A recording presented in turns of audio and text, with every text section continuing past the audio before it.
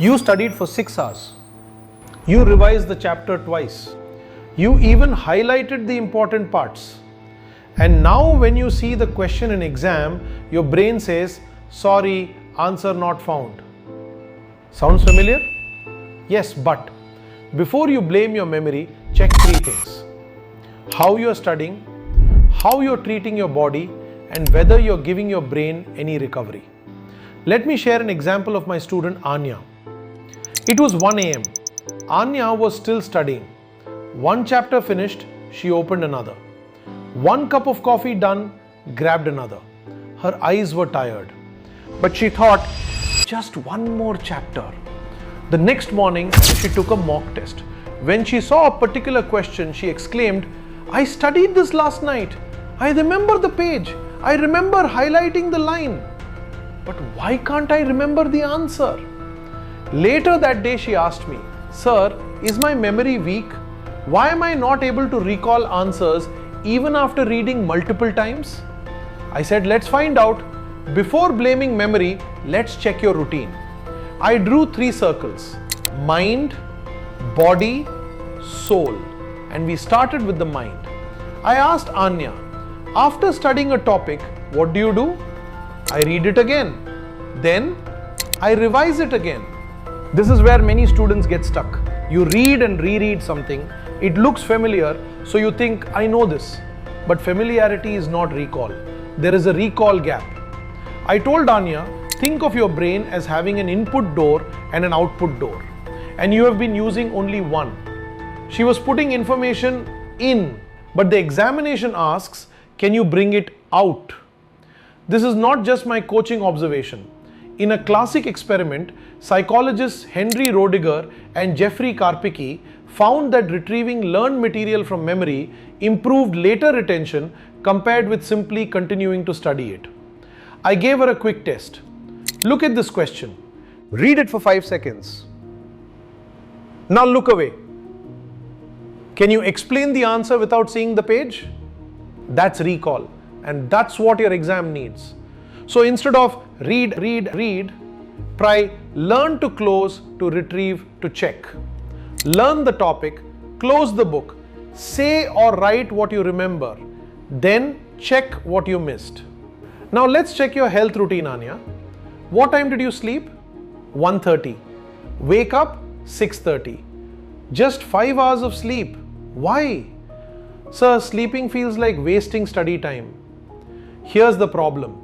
More time awake doesn't automatically mean more learning.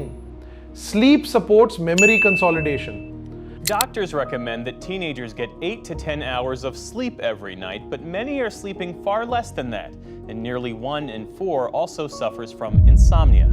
And studies in adolescents have found that partial sleep restriction can affect memory, alertness, and cognitive performance. So don't ask, how many more hours can I study? Ask, how many hours can I study effectively? If you're in the age bracket of 13-18, the usual recommendation is around 8-10 hours. For adults, 7+ hours regularly. And no, sleeping is not losing study time. It's part of the routine that helps you use that study time. Now let's look at what you've been eating. Chips, biscuits, coffee, and the water bottle is almost full. Sir, should I eat more almonds for memory? I laughed. Almonds are food. They're not a software update for your brain. You need to fix the basics first. Proper meals, adequate water, no/controlled junk food. There's one more thing, body movement. So Anya, when did you last exercise? Exercise? Sir, my exams are nearing. Fair. You don't need a 2-hour workout. You need regular body movement. Walk, stretch, take a short break, exercise. For example, after sitting for 3 hours, sometimes the best productivity hack is stand up. Now the third one, soul. Before you misunderstand me, I'm not using soul as a scientific brain term. It's Deepak's framework for the things that keep your preparation sustainable. Your friends, your family, music, sports, hobbies, a little entertainment. Anya had removed all of them.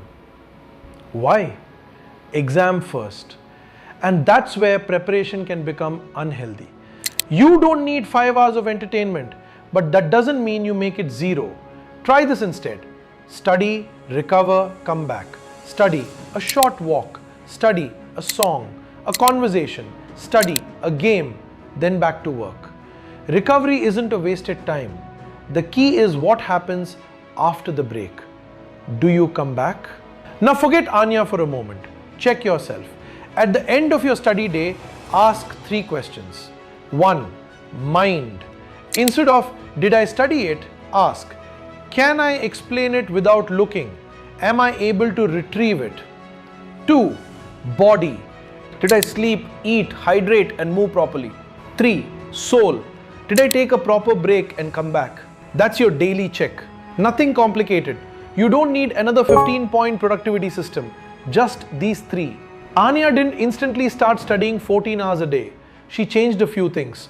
She stopped relying only on rereading. She started testing herself. She fixed her sleep. She drank enough water, ate proper meals, and kept the body moving between study sessions. And she stopped feeling guilty about taking short, intentional breaks. The goal wasn't to create a perfect day. It was to create a routine that actually worked. So the next time you think, my memory is weak, I need to improve it, don't jump to another memory trick. Check these 3 things first. Mind, am I actually retrieving? Body, am I supporting my brain? Soul, am I recovering enough to come back and study? If one of these is missing, fix that first. And if you want, in the next video, I'll show you how to fit study, revision, sleep, food, movement and breaks into one realistic 24-hour schedule. Comment routine if you want that and subscribe.